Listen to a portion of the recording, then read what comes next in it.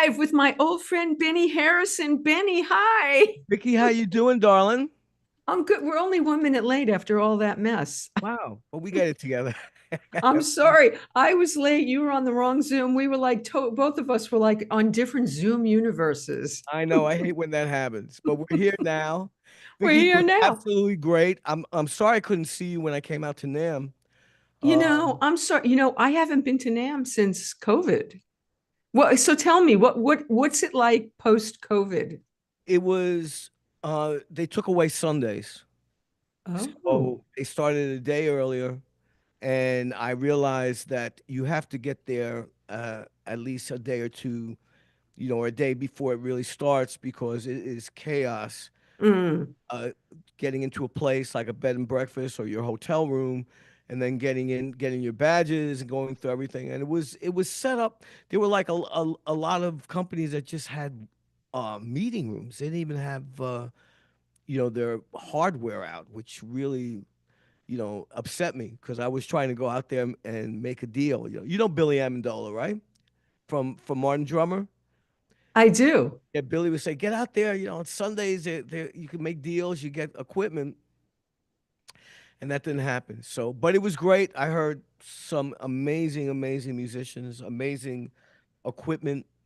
And the one thing that I really loved was that a lot of the companies. I went there with Mike Ciro, who Michael. Michael's my Yes. producer. Michael is also Uh-huh. in Alejandro Sanz, who's a universal Spanish artist. Uh, Right. when he's in their market, they play between to about 40 to 80,000 people, Uh-huh. stadiums. And there's a lot of companies out of South America and Mexico that are doing great equipment. I mean, Wow. really great equipment, great guitars, great in-ear monitors. But it was really wonderful since I'm of Hispanic, and Latino origin. Uh, Okay, we have to talk about all of that because I don't know this stuff about, I know you as my friend Benny, and yeah, I don't know a lot of stuff about you because we didn't talk in those days. All we did, we made music. Well, you guys made music. I booked the music. We got high. We ran around and I we didn't talk a lot. sit down. It's probably gonna be the longest conversation we had. Vicky, you look absolutely stunning. Oh, thank you. I had to dress a little Natalie because I'm actually wearing Snuffy shirt because I said I got to dress up for Benny because Benny always looks great. I'm uh, I'm actually I'm actually wearing this Street Kid T-shirt, which was a sweatshirt actually, that was from a band that I was in like 35 years ago. Oh, I love that. And I knew you before that. You knew me. Actually, you knew me. I've known you, Yeah. Benny. I've known you since 1986. Oh shit! I know. Wow. It's crazy. All right, but we're doing pretty good. We we're not going to tell anybody how old we were 5 at the time. Yeah, that's bullshit. Five. 69, baby, 69. Oh, Wow. yeah, I don't know. So, all right. So wait. So I don't know this about you. I Okay. mean, Benny Harrison is a very Americana name. So tell me about your ethnic background. Okay. My father was of black and white heritage. He was born Okay. in West Virginia. Hmm. His original name was Hairston, and he changed it to Harrison. Wait. Spell that for me. Harston. So his father was Scottish, his mother was African American. Okay. The We used to go and visit his family all the time in West Virginia. They had a crazy ass pig farm down there, and we would. And why? How did they end up in West Virginia? Why Uh, West Virginia? Oh, he was from West Virginia. My mother was from Puerto Rico, and my father and my mother had, let's say, nefarious uh, working backgrounds because they came from poor families, Sure. and Sure. my I used to find these black and white pictures of my dad on a truck with a shotgun. And I always go, oh, okay, that's daddy, and I saw Boardwalk Empire and I was like, wow, that looks kind of familiar. And my mother came in from Puerto Rico with her mom. who um, had a second marriage and moved to New York, Uh-huh. and they lived on 118th and Lexington Avenue. And basically, their intention over the years was to uh, bring my grandparents and sisters and uncles um, out of New York, because New York at that time was sort of the Irish Italian mob, which I think my father was affiliated with that, because Ah. he had a What did your father do for a living I mean on the he was a truck driver, professional truck driver. well, I think that says it all. Yes. So that says it. And he introduced my mom to um, some doctors that Oh, what's that? wait a minute. Where did that come from? I don't know. Why is there another me? We're in that alternate universe. Just happened. Okay, I don't need, I have never seen this happen before. Okay, it's it's my phone. All right. My all of a sudden we were live on my phone. Turn up. Well. It was pretty weird. All right.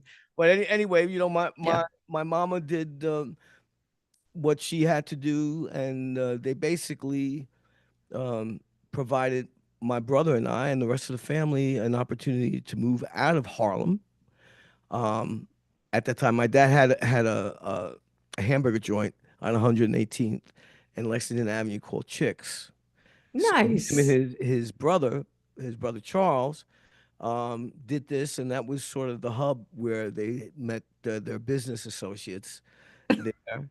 And it knocked. Wait, was your father musical? No, my father was a musical. I was the only one in my family. Um, my grandmother sort of raised me as well as my mom did, because my mom was working a lot of the time. So was my father. So I would stay with my grandma, and I was always grooving to those real old washing machines that you used to ring. They would wring their clothes through it to get the excess water. I guess they didn't have a spin cycle at that time, Kind and of, I know what you're talking you know about. what I mean? So I would hang out with her while she was, doing rice and beans and pork chops and all this wonderful food that's probably not wasn't very healthy for you, but smelled and tasted amazing. But I would dance to the washing machine. Oh, And that's hysterical. And did your grandma live close by? Because in those days, everybody lived close by, right? yeah, Yeah. well, we were my parents had gotten a little house and got land in Clark, so a couple of years after that. But we were in the city all the time. So I just went over there and would stay with grandma, and Wait, your parents got a house where? in Clark, New Jersey. In They were New living Jersey. in New York, and then Hmm.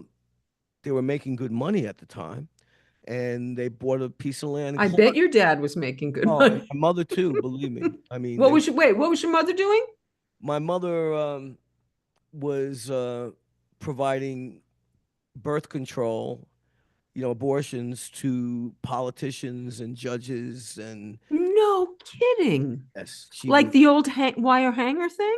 Well, I don't know. She never lost anybody, and she had a third grade education, Vicky. Wow. So she was an avid reader. Um, and we went through problems with the law, and she, they Were lost. you aware of what was going on? I wasn't that aware until I was in eighth grade, uh, and the FBI came into the principal's office and did their checkers tic tac toe thing. And you know where your mother is? So Wait, what do you mean the checkers tic-tac-toe they thing? do this game where you can play, checkers with them, and then they ask you questions, and And how old were you at the time? eighth grade, what would that be? So you were like 13 or something. And or 13 on that. And I got to tell you, both my parents really when my mother discovered I had a talent for playing piano, because we were down in West Virginia Mm-hmm. hanging with my father's cousins, Mm-hmm. and there was a piano in there, and apparently she said that she heard somebody playing piano and she walked around, it was me. So the next, literally the week that we got home, I had a piano in my room and I had a Mr. Cleaver. It was my piano teacher. And Wait, that Beaver Cleaver. Well, no, yeah, wait a second though. I You, think it was when I was around 9. I think this was 9 years old. I so started playing. you hadn't had a lesson, you just sat down at a piano and started to play? Yeah. And she picked up on it immediately. Wow. So Were you playing notes? Were you playing cool? she says I was playing, it was melodic. She says I sounded like somebody who had been playing for a minute, Wow. a while anyway. Not that, Wow. I'm not like a super virtuoso or anything like that, but the talent was there. And she proceeded throughout all my teenage life. She took me to Broadway plays. In fact, we went to one Broadway play that a friend of hers who was a jeweler was supplying jewelry for the actors and actresses. And I remember just we went and met up with them after the show, and I went well, on stage, and they were talking, and I just went to the front of the stage, Vicky, and I looked out there, and I said, "This is what I want to do." I knew it. I knew it at that moment. So, and plus, they were both great at showing the power of reinventing yourself. Because when my mother went through court and everything like that, she never served any time or anything, or my father. But the detectives were terrible. They were hitting on her and trying to convince her, if she went to bed with them, they would drop the charges, which is Oh my God. disgusting. This was like in the 60s? Yeah, Mm-hmm. it's really, really just terrible. But she and my dad just picked up and she became a waitress. And then she started managing the restaurant. And then she started working for the chain. There was like a McKellen something in Green. And she was opening up restaurants on that. And in the interim, even before she was doing that, my brother was a construction guy. So Uh-huh. she was, cleaning offices and I didn't have a job and I wasn't playing out professionally at that time. And she told me, work with me. And I remember me bitching, like, I hate this fucking job cleaning. Mhm. And my mother would grab my cheeks, man, and he would turn it almost to like a bruise. And she says, that's why you're not doing anything with your music because your attitude's shitty. I want you to leave Mm. this place like you leave your house. Wow. So, so So you learned a good work ethic. I learned a great work ethic from both of them. They were, Mhm. I mean, everybody's families are dysfunctional in some sense, right? I mean, that's just a Here, given, here. right? So, but they were remarkable. My grandmother was remarkable. My uncles and my aunts were remarkable. My half sister, who I thought was an aunt, that I actually took care of her. I was blessed and fortunate to be her Sherpa at the end of her life for like 10 years. Oh. And uh, Fern, because her and I guess my mother had her before she married my father, apparently, Um, and I didn't know that. So it was always, I thought she was my aunt, and I think Terry never didn't want to acknowledge it because somebody did a DNA test. I think my niece Jennifer actually did it, and she says, "No, I think Terry's like your half sister." And I was like, wow. So, but it wouldn't have made a difference to me anyway, because they were always at my gigs.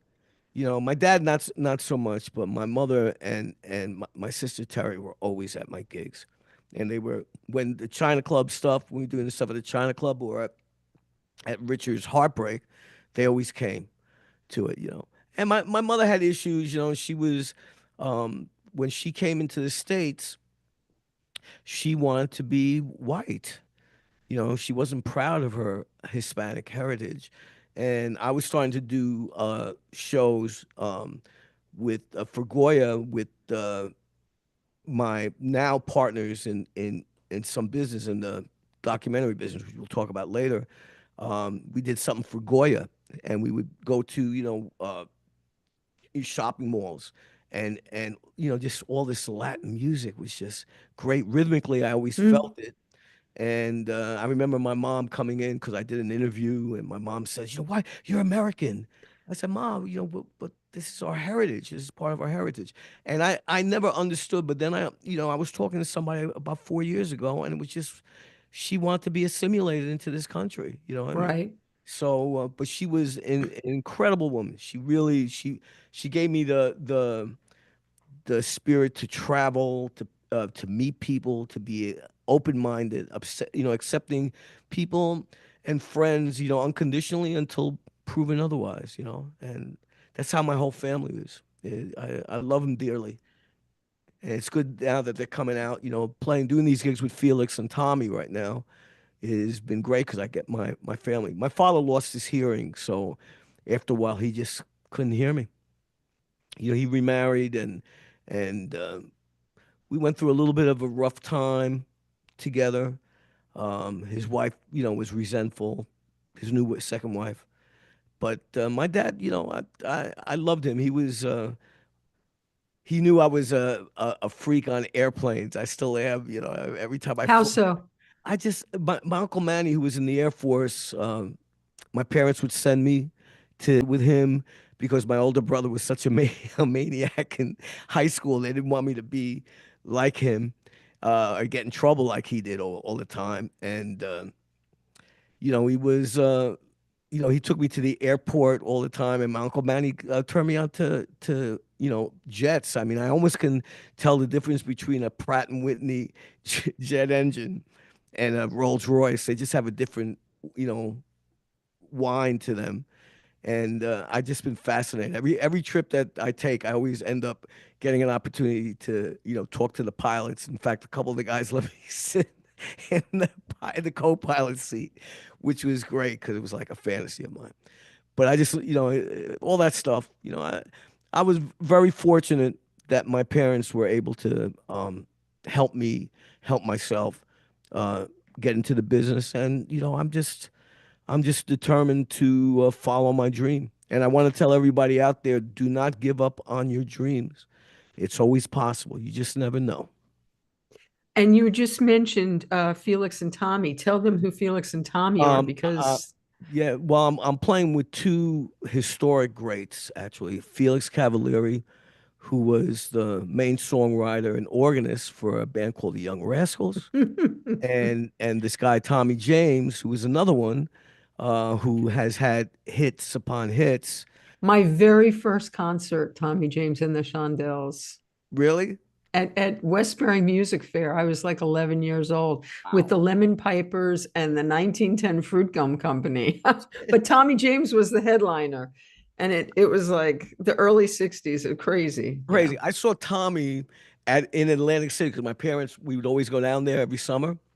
And my father would take me to the steel pier that they had when they had the diving horse. I was a Hmm. kid, and the diving bell, a bell that would go down to the on the water. Anyway, Tommy was playing, and I remember I saw like the Four Seasons there as well. I think I saw the original Four Seasons when I was a kid, Wow. and Tommy was performing. He had like a, a badass copper, like Italian knit at that time, matching pants and boots, but he had a big white stain on his pants. Oh I don't know why I no. remember that.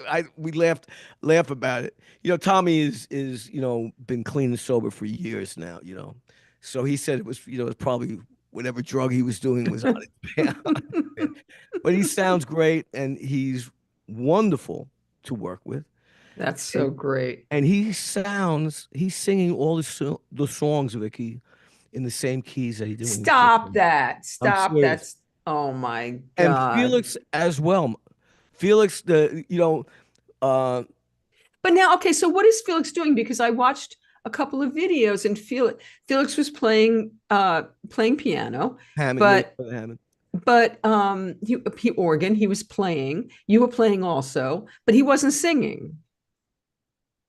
What He was it? wasn't. Another guy was singing How Can I Be Sure? Felix That was was me. just Oh no, no, you no. saw you saw my friend Jimmy Keneally on bass. Right. He's a great Irish tenor, and was with us for a minute. I do How Can I Be Sure Now, but Okay. Jimmy. I got a phone call from Abby Steinman, who's Felix's manager, and Henry Gross. You remember Henry Gross? I remember him. Shannon. I remember Henry. Shannon is gone. Yeah, yeah, yeah, Yeah, yeah. right. And Hank was the first guy that I worked with professionally. I mean, I walked into Henry was opening up for the Beach Boys at Kane College, and somebody when I because my piano, my older brother unfortunately sold my piano. I don't know Oh, why. But so I used to sneak into a college to practice all the time, and the concert stage was right behind the practice area. And they said, "Oh, the Beach Boys are jamming." So I went in there, and it was actually Henry and his band just getting loosened up for the gig. And there was a piano there. I said, "Hey, can I play with you guys?" They said, "Sure." And next thing I knew, I had a gig with wow. Hank. He was my first one. But Henry had referred me to Felix for at least 5 or 6 years. Now, at a time, I But was now wait a minute. We go back with Gene a million exactly. I was just going there. years. So Gene and Dino, when the Rascals split up, started the new Rascals, right? Right. Right. And that was so like when is I'm trying to remember when that was. When was the new I Rascals? don't I that was maybe 80 late Okay, 80s, in the yeah, 80s. Uh-huh. late 80s. And Gene was saying, "We're gonna be on the Tonight Show," and I was like, I'd like to do that," which never happened. But anyway, I went there, and Felix was always, thought I was an asshole because I was mini fee, you know, and he sort of resented it at the moment. And I had met Felix on a Howard Stern But show. wait, didn't they all come together at one point? They came together when Little Steven put down that, Once Upon a Dream thing, Right. right? So, but But but anyway, I But sorry, I anyway, interrupted your story. Yeah. but anyway, Felix in 2018, I got a phone call. He and Abby says, "Well, I hear that Henry Gross has been talking a lot about you, and I want to know maybe if you'd like to do this, audition for Felix and Gene, because we got Carmine a piece on drums, and we're I was like, oh, so he says, I hear you're a B class piano player and singer. And I said, no, Abby, I'm an A class piano player and singer. And he started laughing. He was just busting my chops. And I said, I think I got a bass player for it, which was the fabulous Jimmy Keneally, who I've known for years. And we went down and played for them. And Vicky, my father used to chase me out of my room all the time because he always said you got to get some air because I was making believe I was whoever. And my dad also took me in 1966 to see the Beatles at Shea Stadium, Oh, damn. and we were all the way up on the top. And I said, Wow. Dad, I saw the dugout. I said, I think that's where they're coming out. So he says, well, go down. He's just letting me have fun. So I went all the way down there. And who's signing autographs? Felix was signing autographs. So when I went to audition, you know, I actually I was crying because I felt my father's presence around me. And I Oh. and I had that, when you get those images with my dad saying, "Get the hell out of the room." But meanwhile, I'm here with the person that I was imitating to be. And it was great. I mean, we went in there and Jimmy and I were like, they only want to do 3 songs. We said, well, no, can we try, uh, you know, uh, uh, um, uh, uh, people got to be free. Can we try Love this? that But song. we were going through a lot of tunes, and Felix and Carmine and Gene just said, "What do you think, Fee? These guys have it." So, we got the gig, and we rehearsed with Carmine, Jimmy and I, to get the rhythm section tight for about a month at Carmine's place when he was living up in Connecticut with Leslie Gold, his fiance now, and it's been great. And Felix, Felix would I said, Felix, Felix said, Benny, do you know why we play so well together? Because his music is part of my DNA.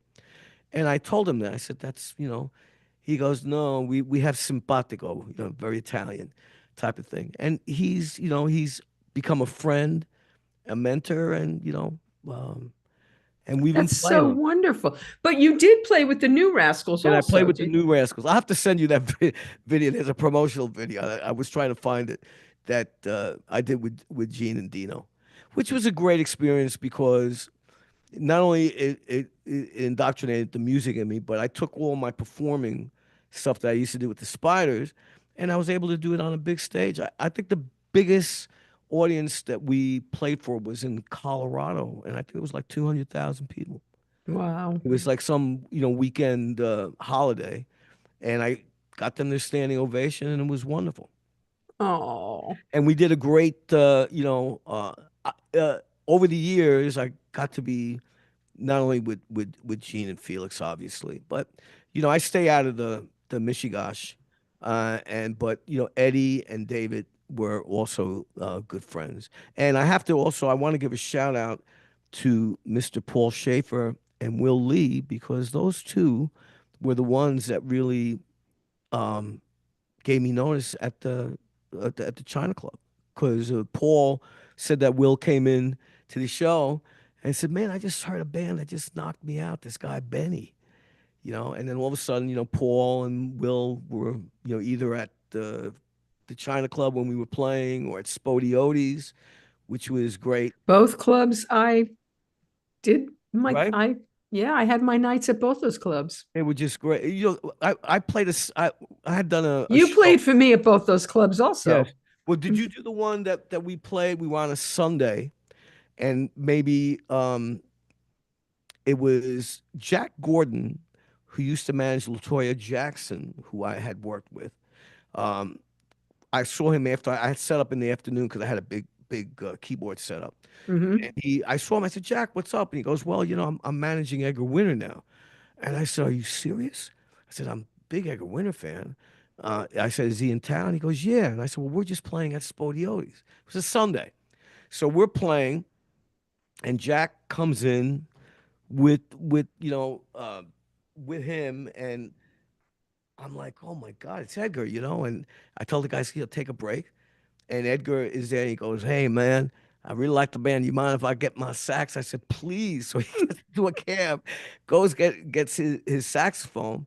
And we had just learned Reeling in the Years and Home at Last by Steely Dan. Hmm. And we got, who was the guitar player? Um, what's his name? Damn it. They had a lot of guitar No, but the players. guitar player who did the solo on Reeling in the Years. Oh, Elliot. Elliot Randall. Yes, Elliot Randall. I So love Elliot. Elliot's awesome. And so I called Elliot up and I said, "We learned these two songs. Would you come down and play?" He goes, "Sure." So we're playing those two songs. Edgar walks in. He got his sax, undoes his sax. I motion him up. He comes up. We start doing Tobacco Road with him. And I'm out of my mind. And then I see an entourage of about 13 people walk in. And it's Greg Allman. And Greg Allman sits right in front of me and goes, "Yeah, I think so. Come on up, because I Greg have my did a bunch the of my guitar, nights. the guitar I used to always have Hmm. it. So I have Greg to my right singing, Hmm. Stormy Monday and One Way Out, and it was, those Those were songs, the days. and they were just, Greg did my opening at when I did rock roll. yeah, Those were the day. Greg used to hang out at Spodiotis quite a bit, quite a actually, bit. Well, upstairs in the VIP room. yeah, but I mean, Yeah, yeah. everybody, yeah, everybody. Well, it's a big coke room up there, but. Oh, yeah. But the thing is, it was what was great about that time, which New York, I really feel that New York has that energy. The bitter end is like that now, and the cutting room are like that. The both places are attracting. I mean, Lady Does Gaga. it have that energy again? Because It's yeah, it's sort of getting that way. really, Yeah, I mean, it doesn't have that open vibe that, like, I took Snuffy down to Bleecker Street to show him where I used to work because I used to do the rock and roll. Well, you yeah, played there for me many times, and I wanted to walk him into the bitter end to show him the bitter end because David Garfield was playing there the next night with Will Lee and a bunch of friends, right? And It was 4 o'clock in the afternoon, and the doorman would not let us walk. I said, I just want to show him the room. This is Snuffy Walden. I used to run the club next door. I was really good friends with Ken. He wouldn't, I was really good friends with Paul Colby. He would not let us walk in the room to just look at the room. It was a different vibe than it used to be. I mean, Well, yeah. I mean, if you know, right now, Paul Rizzo is running the place. And actually, the Monday night jams that they have, and I tell musicians all and the it's time. not Richie Kanata anymore, right? No, Richie had Richie like, wasn't feeling well. He yeah, wasn't he doing hasn't it when we feeling were well, but there. he's getting better. I just actually talked to him today because his birthday was yesterday, Oh, and he oh, sounds great. good. He's doing really really good. And he Paul they have A a bunch of your partner. friends are on here, by the way. Oh, they are. Hey guys, Mojo says hi, and yes. Jane is on here, and Brenda and Brian. A lot of people are Oh, awesome. saying hi. Yeah, yeah. Hello everybody. But right now they redid the bitter end is actually one of the places that may, in a smaller sense, may rival the cutting room. The cutting room to me is my favorite room in town. It's The cutting room didn't even exist when I was booking yeah. rock and roll. So No, it didn't. yeah. I mean, went from 23rd Street, um, which was great. I mean, I think I that place had that jam vibe going on. I know I jam with a lot of people there. Different people. When we had Hiram Pass, Hiram Bullock. Oh yeah, I Hiram knew was amazing. Hiram. Hiram was Hiram another used to one play for of my me. great teachers, man. Mm, Him, Oscar Hernandez for Latin music, Paul Schaefer. I mean, mhm. Paul, talk about knowing the parts on those records. I mean, he's got that shit Everything. down. Hmm. And Felix got inducted into the Musicians Hall of Fame, and Paul was the MC for that night, and he was just great. And I talked him up obviously because it was another New Yorker there. So, but he was great. And out of all the parties, after parties, I know he was invited to, he came to our party. Oh. You know what I mean? And Paul, he's just really been a great sport. He's a real mensch, seriously. Hmm. Besides being extremely talented at what Hmm. he does. And Vicky, we were always lucky. I love playing with people who are much better than I am. And so it keeps the bar, high, and it always keeps you striving, keeps you hungry. Benny, one of the maybe it might have been the first Spydrs. Well, I don't think it was a Spydrs gig the first time you played at the Rock and Roll for me. I think it was a Mason Reese gig that you were doing with Mason, right? Right. Because Mason wanted to drum Right. and Mason was my friend. And so, yeah, okay. But then the first Spydrs gig, I think it was, Phoebe came in. Hmm. And Phoebe had become a good friend of mine because the Contis introduced me to her. And I mean, Phoebe Snow comes in and she's going to sing for like an hour. She's just going to sing. I mean, what the hell? Oh, no, I miss Phoebe. Anyway, those were crazy days because everyone would just stop in. I mean, in those days, Ricky Byrd was playing with Joan Jett and Steve Holly was playing with Wings, and everybody would just come in and they would just play. Yeah. I It was mean, crazy. China Club was like, I mean, you have Shaka there. I mean, I used to be in the house band. I mean, I played with Rick James. Who else? I remember Steve Stevens and Billy Squire Mm-hmm.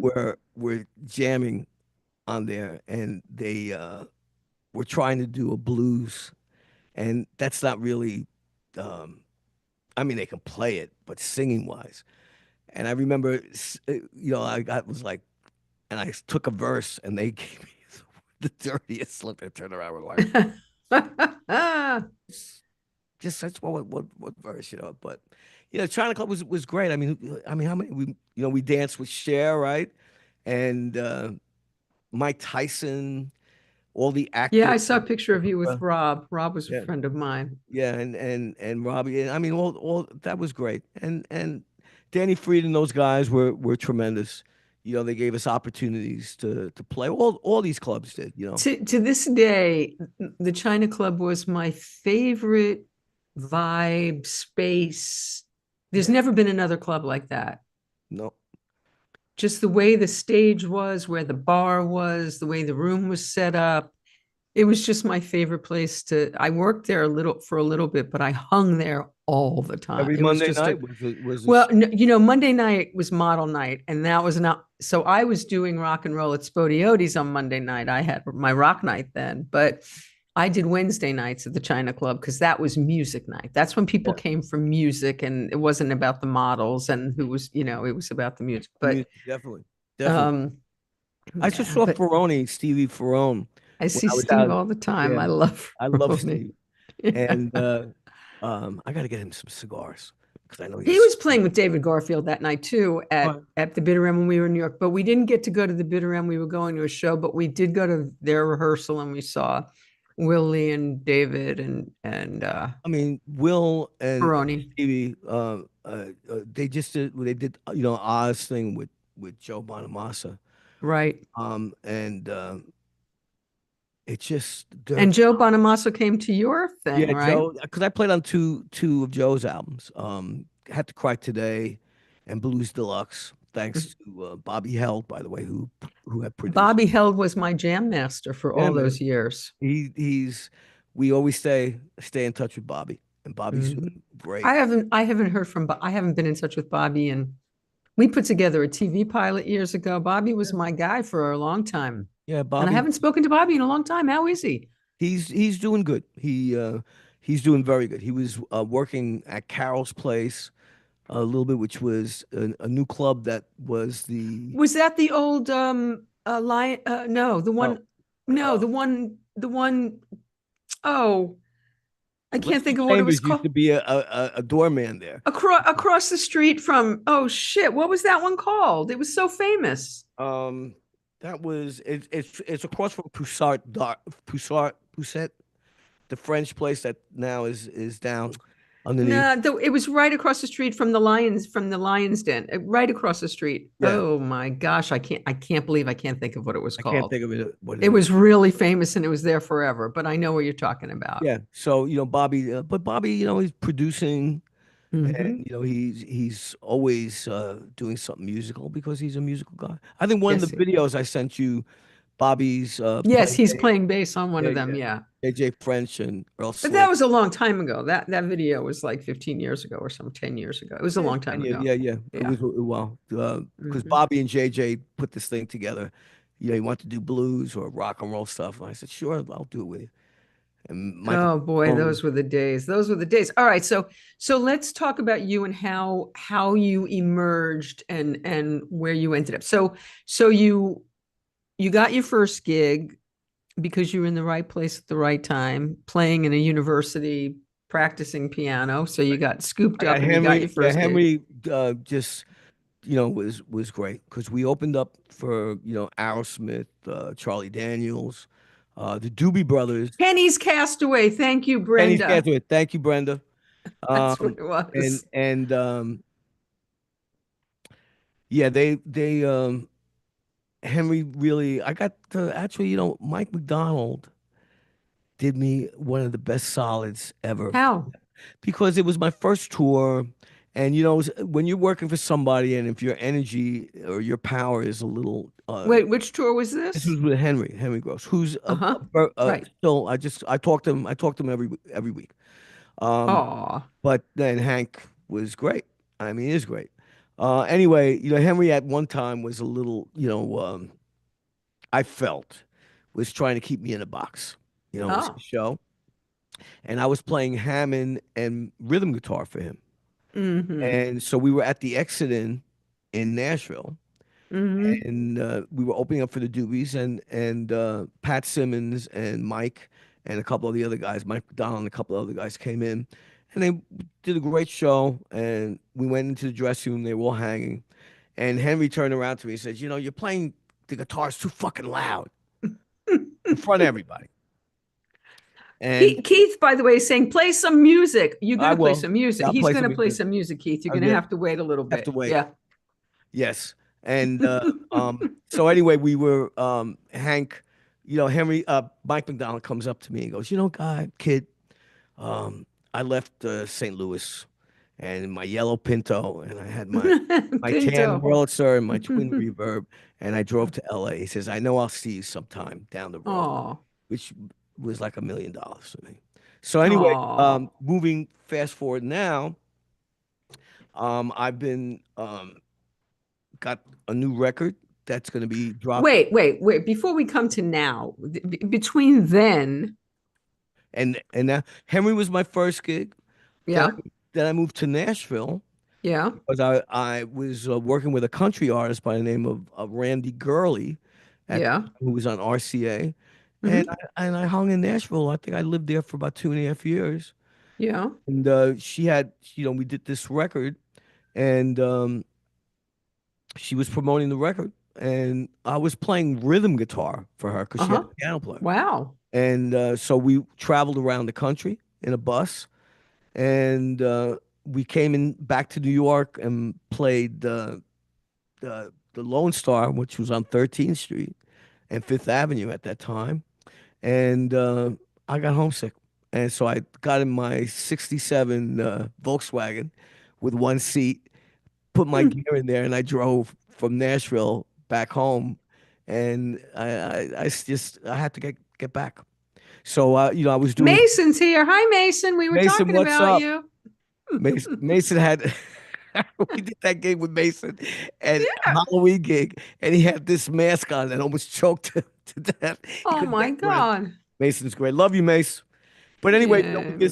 we I was just put together the Spiders with a couple of guys that I had met, Jonathan Peretz, um, I Eric. Anybody out there remember Eric's the bass player, Eric Udell, and we started putting music with this guy Jimmy Tunnel, who is the voice on Shannon's "Let the Music Play." Let the music play. That's Jimmy Tunnel, who was like a very avant-garde guitar player. And Uh-huh. so we put that together, and then I knew Mike Ciro because I was in a band called Street Kid before that, and we would play Vinny Pastore's place in New Rochelle. Vinny was became Big Pussy on The Sopranos, and we this band. Okay, so he's a friend of mine too. He did this show. Oh, I still Vinny. I do the Gangster Squad whenever he asks me, and And Michael Imperioli and I did a movie together, and he's done oh, all my shows. And my teacher is Johnny Sack oh, Johnny Sack. Okay. is my acting teacher, and I take class with him on Zoom. Oh, I wonderful. love him. And Vinny's great. I mean, he's a great teacher, and he's another one. That Vinny lost everything. That club was great because When was that? I saw you talk about that. When was that club? When did you? Because you said you got your start there. When was I that? really got my start because that was the band I was in was Street Kid at that time, prior to the Spiders, Uh-huh. and we were rehearsed in the Bronx, and we played this club called Bendovers, and apparently somebody Bendovers, I love.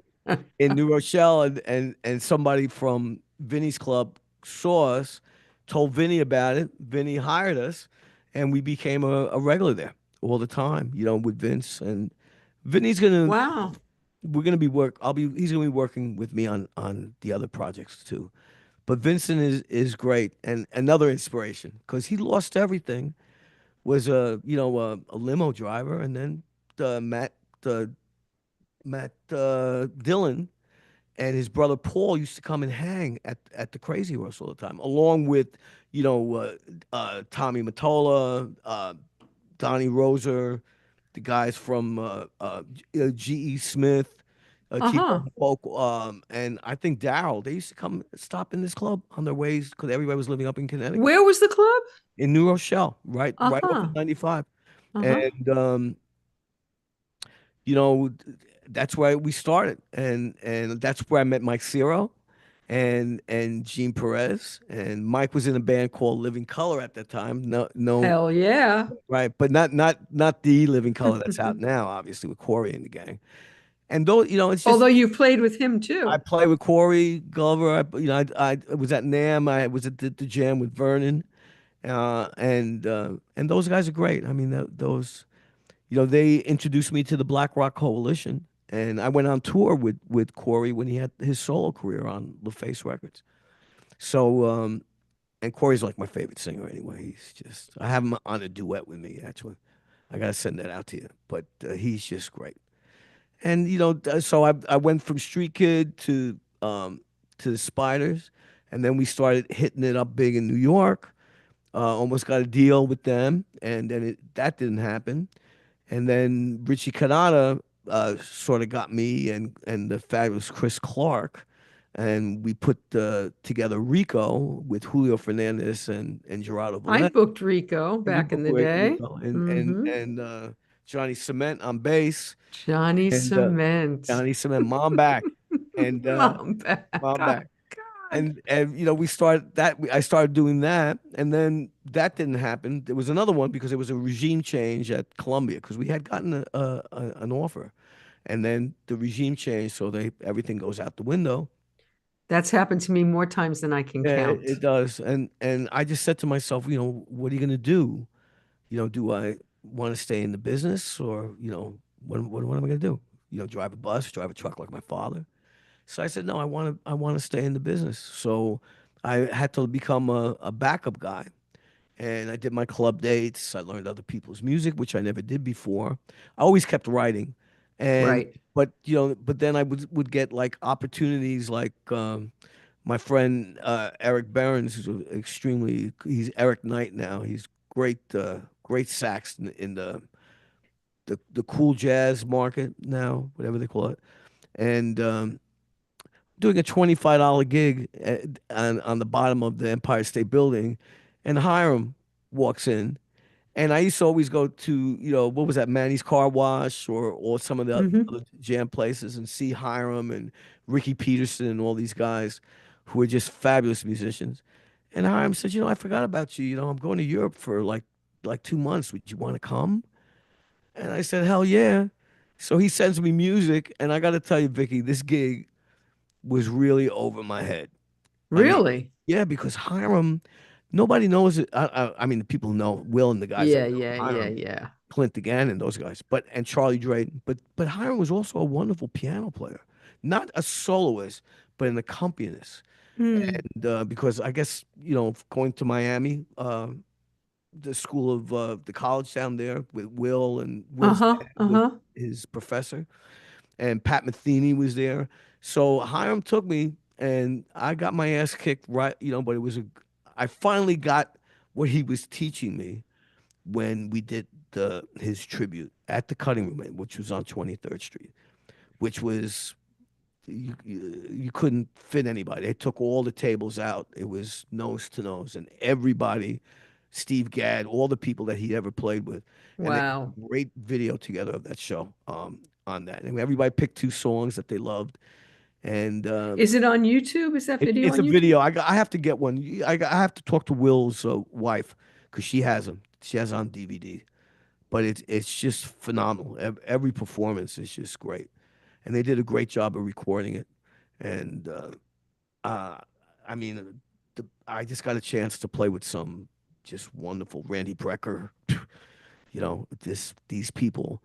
And I wasn't, I think during that period of time, I think jazz was going pop for a minute, and but all these great players and great singers and great writers, you're around them, you just start sucking You it up. soak it up. Yeah, and I love that. It's when I was working with Maria Torres and John O'Connor, who are my partners on a venture, on this doc venture.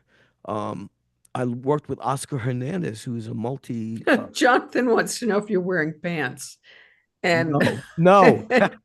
and Johnny Jetson says Benny Rock on, and Susan says, "How do you still look so young?" Susan Collins.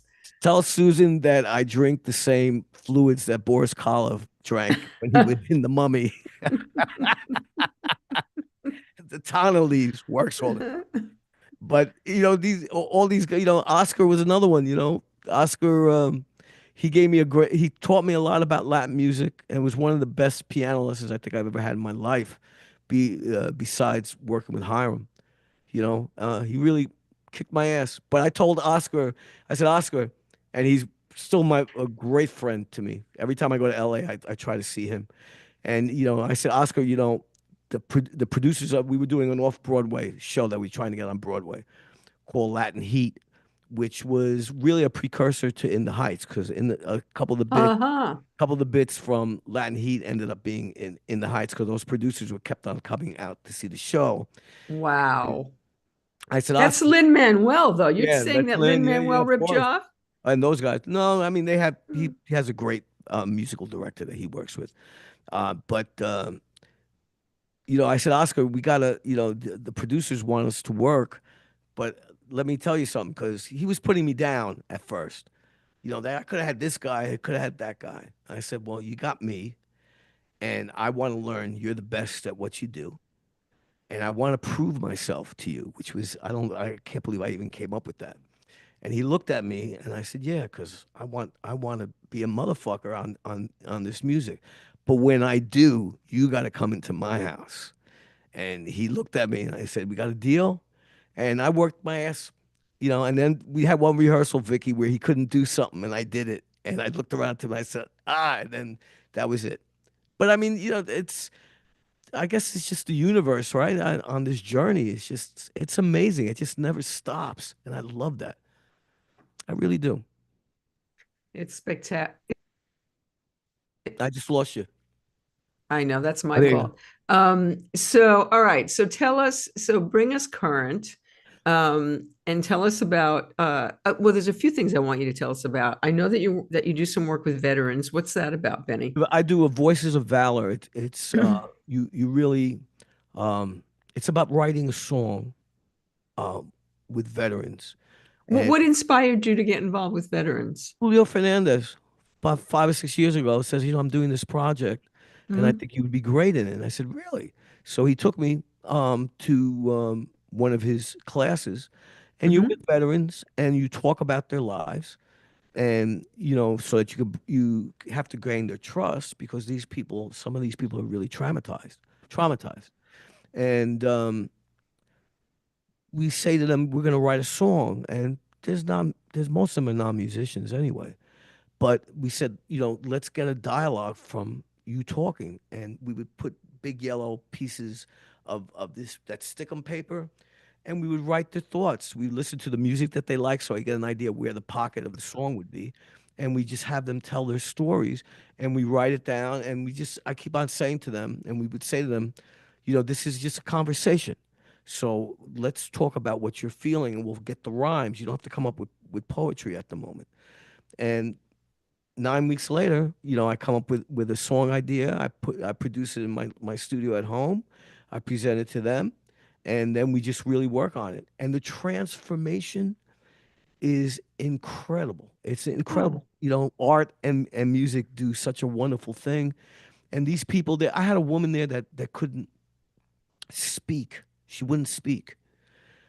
Man, by the time we got done with the first course, 9 weeks, we came in later, and she had a book of prose that she came in with, and it was amazing. I mean, had people there that had sometimes you can't say certain words because somebody may be going through a suicidal impulse or something at the moment.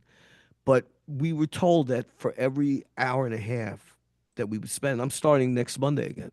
Every hour and a half that we spent with the vets was equivalent to like 30 days worth of therapy with them. wow.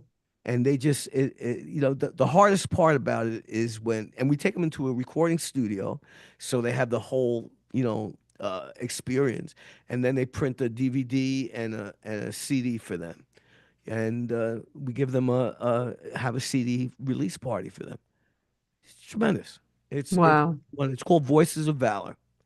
And Wow. Rena Fruchter and her husband Brian Dallow, who we lost last year, and were both two accomplished musicians. Rena played for Dudley Moore. She was his second pianist, Wow. and Brian was an orchestral arranger in Abbey Road in England. And they just the family is great, and it's just really a wonderful, wonderful. I got Ciro to do one of the hip hop Latin sessions that we did, because and he crushed it. And so I work with the veterans every year. That's fantastic. Yeah, it is Okay, really so now good. tell us about the docuseries that you've been Well, it's working going to on. be right now. I think we're um, looking for grants, and we're going to probably do a GoFundMe on this. And I think we thought it might be better just to do it as a documentary, like Right, a one-shot deal. one shot deal, and we want to submit it to all the submissions that we can get, Festivals. the festivals around, and so that's where we're working on it right now. I got And what's the storyline of your the documentary? storyline is basically you heard us, now get to know us, and it's a New York centric show. It's called Back Up Front. I wrote all the music. The all the music is mine. In fact, Mm-hmm. the album Pages is basically the soundtrack to the docuseries, Mm-hmm. documentary, excuse me. And basically, it's about fulfilling your destiny and Mm-hmm. helping people, reminding people of what they forgot, and Mm-hmm. what us as musicians, what we have to do when we're going, from backup. I mean, we're not reinventing the wheel here, but it's about my journey going from going back up to back up front again. And that's where, we got Paul Schaefer's in it, Corey's in it, Bernard Purdy's in it, um, Joe Bonamassa is part of it as well, and we uh, we shot it a lot at the cutting room, and Oh, you already shot it. yeah, we just need to do the edit. We just got to get the money to Uh-huh. finish the edit. We got a lot of film. And all these guys, I mean, I have Emma Dean, who's my percussionist in the Spiders, Gene Perez, my bassist in the Spiders, Mike Ciro, my producer from the Spiders. I have Tommy Bowes, who was one of the singers for Tower Power, great talent. Keith Fluid, who's one of the other guys that does a lot of the shows, was with Teddy Pendergrass, and Ada Dyer, who's singing with Bruce Springsteen right now. And Um, we have all these people involved. It's their stories, and we're going to take you on that journey from you're going to be that fly on the wall and really experience what we go through, And once we get this really funded, I mean, with all the people that I've been playing with, I work a lot, write a lot with Simon Kirk and some other I people, love Simon. and I love Simon's done this Simon. show too. Simon was on this. Simon's Yeah. amazing. Simon's great. I met Simon at one of May Pang's her parties that she had, in Hmm. the summer, and he was great. We just hit it off, and I He's sent you great. some videos with him, on it that we did. But Yes. that's what the concept of the show is. We want to show you what people go through who are committed to their dreams and not to give up on it. That's I'm determined to get this thing done, and it's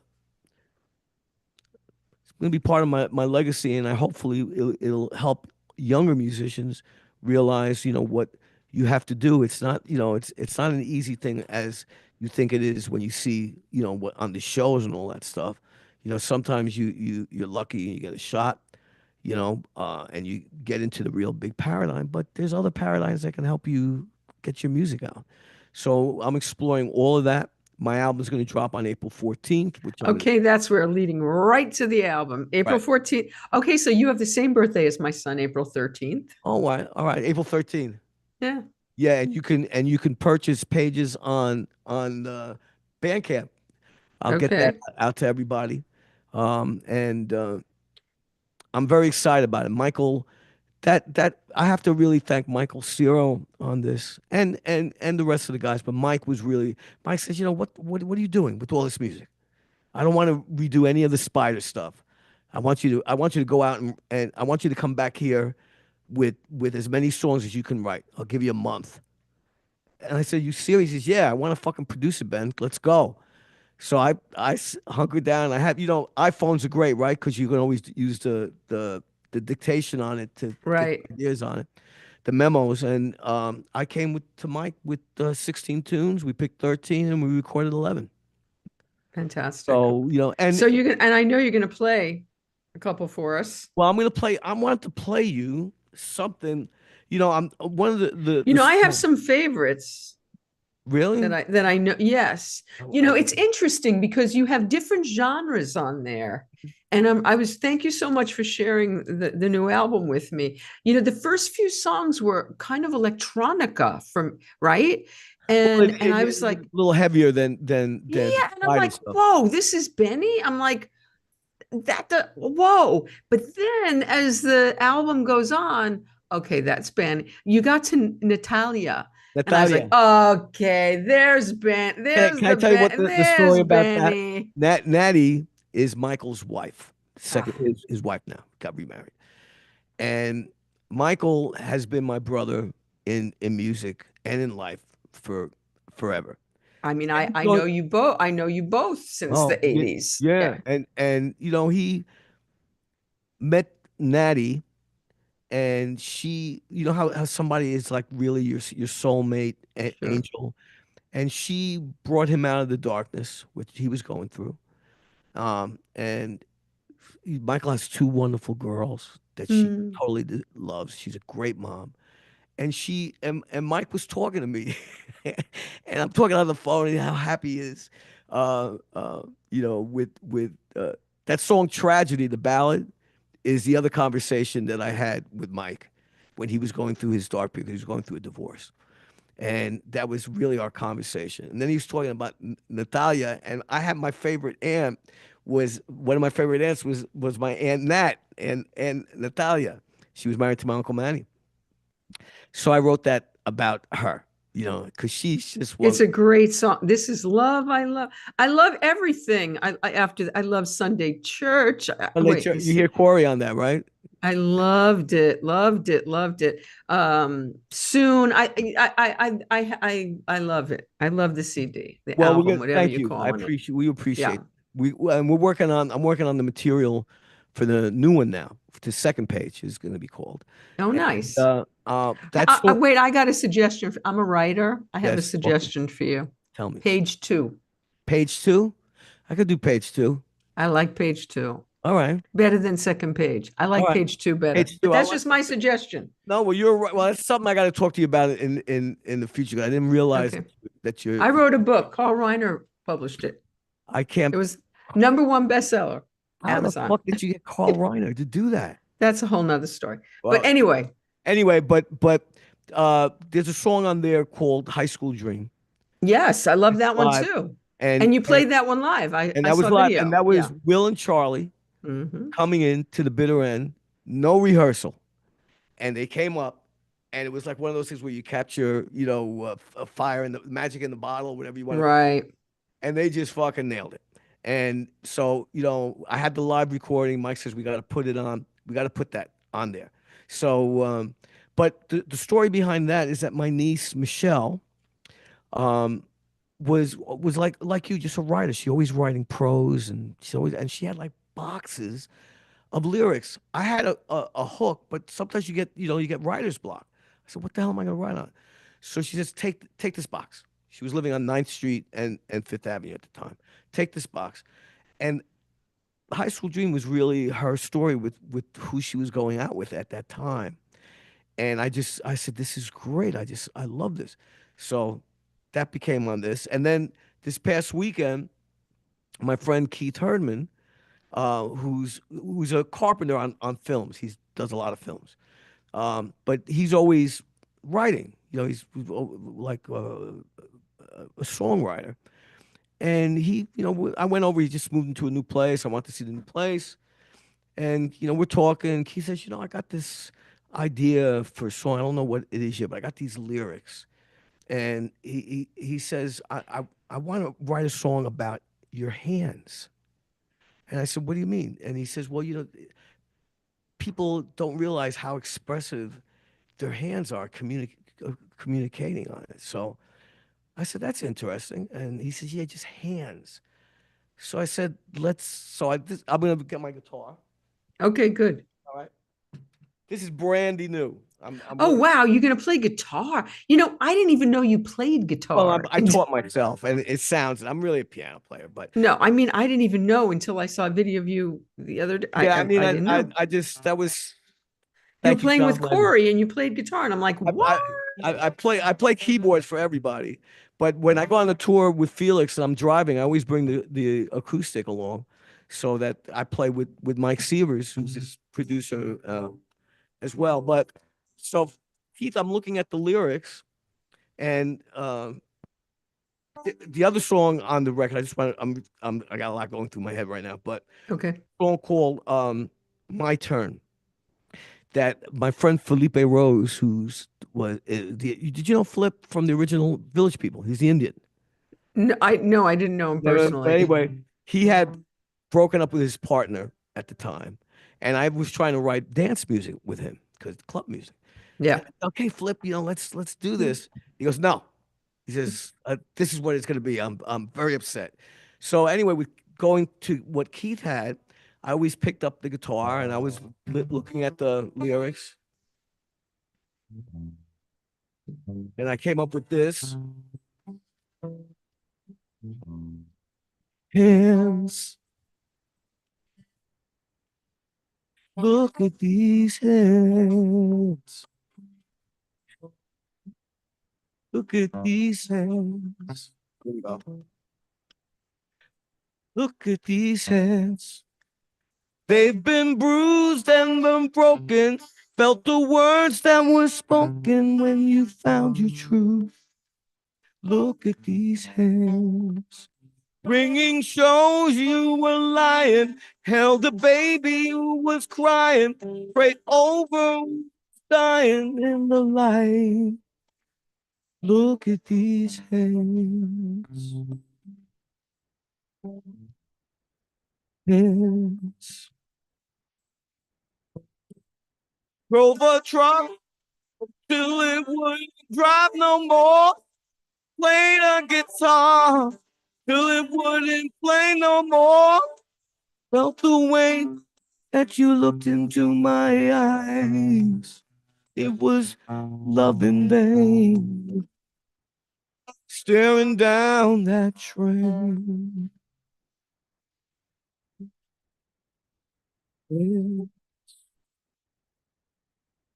But you're not going to look at them the same way.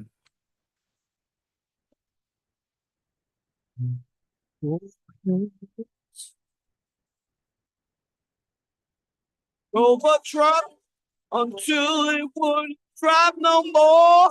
I played a guitar till it wouldn't play no more. I felt the way you looked into my eyes.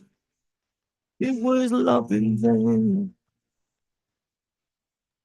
Staring down that train.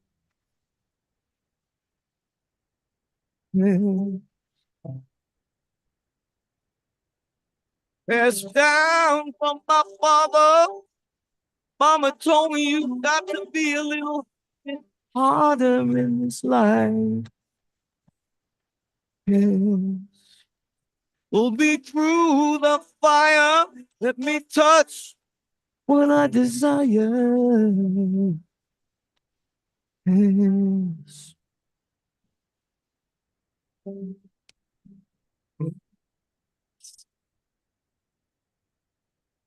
That's it. Woo! That's beautiful, Benny. Isn't that cool? That's beautiful. I told Keith, I said I really love this, and I'm working on the track now at home. Um, and I just got all this stuff. I got uh, a song called a Harlem Dixie that I'm writing about my mom. That's sort of like Oh, a Latin piano stride, hip hop groove combination. And I've just, Vicky, I'm just so inspired that's so by everything. fantastic. It, Can you play something from Pages? um, You have to play guitar, huh? You can't play yeah, I don't have keyboard, my, huh? yeah, I'm at Richard. You want to say hello to Richard Margulies? We do. And I didn't get to say hi to him before because I was so stressed when we were That's all trying to right. get on the air. Hello. Hi, Richie. Say How hi. are you? Nice to see you. You can't hear, he can't hear Can't hear because you. you have the, yeah. Which is great. I'll play a little bit. See if I can remember. What are you going to play? Um, mm, what can I play? Can you play Natalia? Can you play a little Natalia? I can't play the. That's Yeah, a. you need your keyboard for Like, Natalia, huh? but what can I play? This is love, soon, way out, Sunday church, any of them. I'll take any of them. Um, well,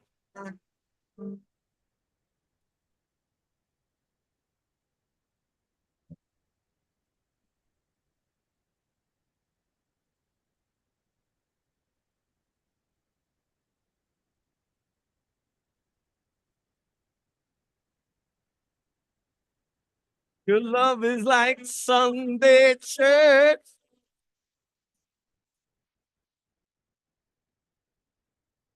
Your love is like Sunday church. Take me there. I want to live in a house with high ceilings.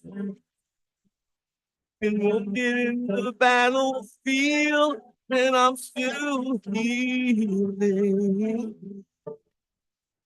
Your love is like Sunday church every time I love you.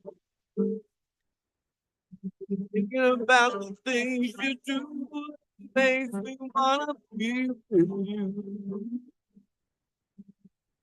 Love is like Sunday church. I need a piano for it on that. But I'm trying to think of what So play anything. Play something that you're comfortable playing on guitar. let me see. Because everybody wants to hear you. So Everybody play wants, something that you're comfortable playing on guitar. I don't know you as a guitarist at all. So I, this is I, crazy for me. I was trying to get it. Mike was away, so I couldn't. We were gonna do this with Josh at his, Right. and it was all set up. But let me see what I can do here. Let me get.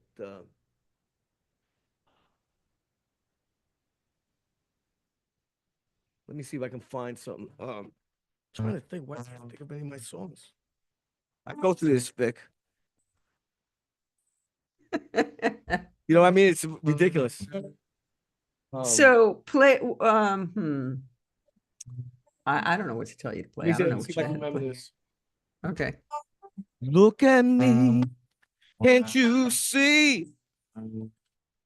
I'm hesitating, been misconstrued, so confused with the words that I'm using. Can't be denied. I can fuck it up. Don't wanna hide. It's the measure of man that decides the love we're given. Being me, being you. It's the truth. We're just human in life. Compromise. And it feels so good.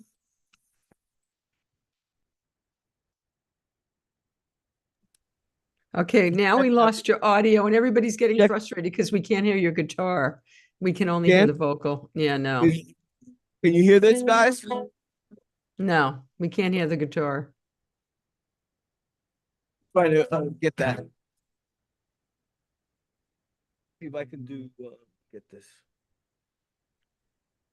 Sierra always gets pissed at me because I keep getting my own music. I get really focused when I'm gonna do a show. Let me see if I can get.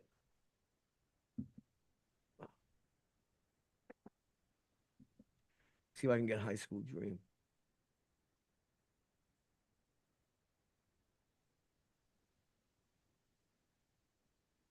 I know because you told me originally that Mike was going to do this with you, Yeah, right? And you guys were going to do.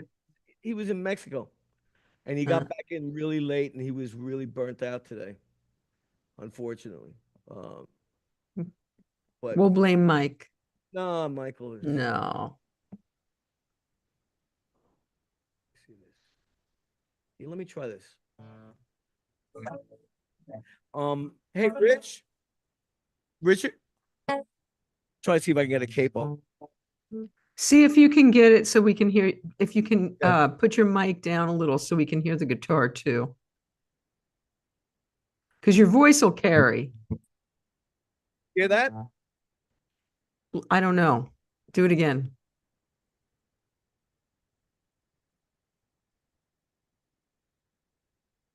Now we hear nothing.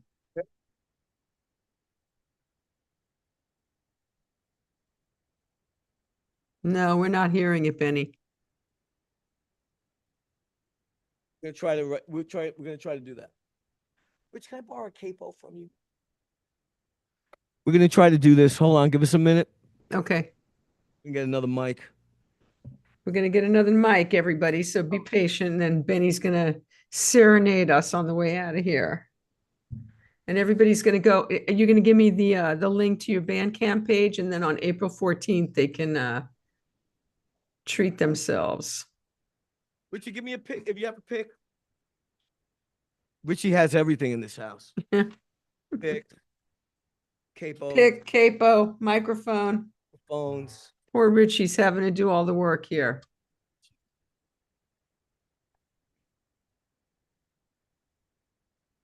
Everybody's being patient, right? Everybody's being good.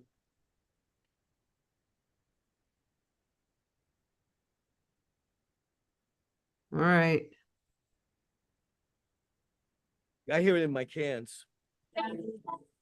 Getting another mic set up here. Hold on, everybody. You better make this good, Ben. No, I'm kidding.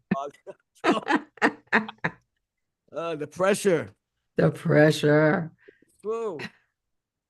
Vicki, it still blows me away that Carl Reiner. I mean, him and Mel Brooks are like. No, all right. So listen to this. So I recorded the audio book in Carl's pool house, and I would come in at the end of the night after a recording session, and Carl and Mel would be sitting watching TV, eating dinner on their little TV tables. Yeah. You know how, and what's amazing. I made potato latkes for them Them? Oh, they must have loved you for and that. chicken soup. Yeah. You know, they it just amazes me. What were they in their 90s? Yeah. Well, Mel's still alive. No, I mean it's just lucid. Mel's like Mel now is I think 95 or 96, but Carl was like, The two of them are just yeah, Carl was almost 100, yeah. like 10-year-olds, you know. But there was a thing where did you see that special with Mel Brooks when he used to be what was the show? The 100-year-old man. Oh, What? I got a secret, something like that. I got a secret. Something, What? something about they would have celebrities on and they would Yeah, wear. yeah. Yeah. So he didn't know that the guy was suffering from polio, who was the MC. So after the show, the guy came out and said, "Mel, you did such a great job." You know, and he was walking like this, and Mel said, "Well, thank you." Oh my God. Mel, can you hear that? Can you guys hear that? Kinda. Go ahead, strum more than a note. No, we can't hear it.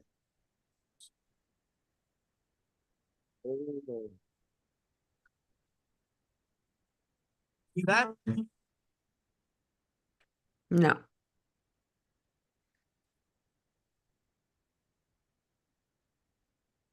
I think we're gonna have to. I don't think this is working, Benny. We can't hear it. Yeah, well, let's do this. Sing a cappella. Okay, here we go. Can you hear me now? Can you hear this? Little tiny bit.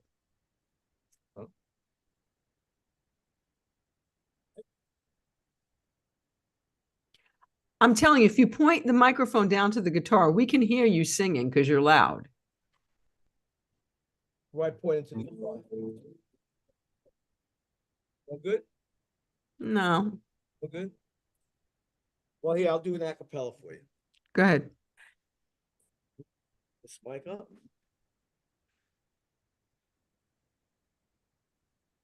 Oh, excuse me. Let me take the thing. I got to get the right key.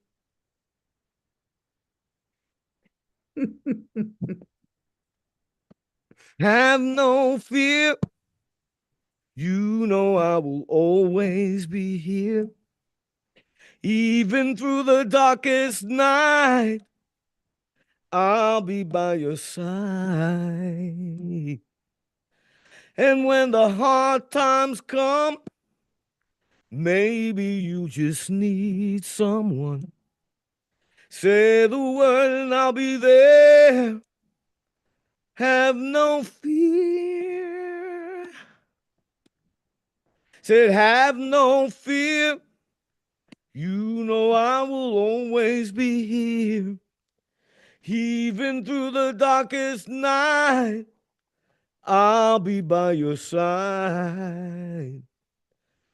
And when those hard times come, maybe you just need someone. Say the word and I'll be there. Have no fear. Best I could do for you right now. I think that was a damn valiant effort, Benny. I'm trying. I'm much better live. No, you're the consummate performer. I'm sorry, we had this whole big plan that you and Mike were going to do this whole thing, but you know what?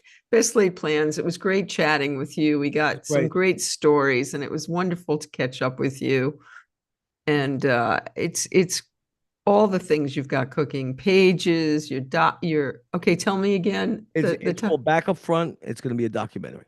Back Up Front and you can documentary. go to bennyharrison.com to get the record and all my information and everything. And I'm going to put that in the liner notes, and so everyone will be able to find you. And